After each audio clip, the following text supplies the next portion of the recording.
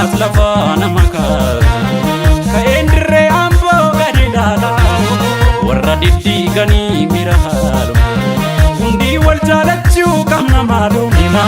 hundi wal jaalachuu qabna maaloo warri toleera yaa jaaltu kan nu jibbee nutti fiiga hojii malee lola baasu jireenya keenya nu diiga finfinneerraa ifa jiini amala kee maaltu beeka ansina uumana inni hundaa marii uumatiika warri toleera yaa jaaltu kan nu jibbee nutti fiiga hojii malee lola baasu jireenya keenya nu diiga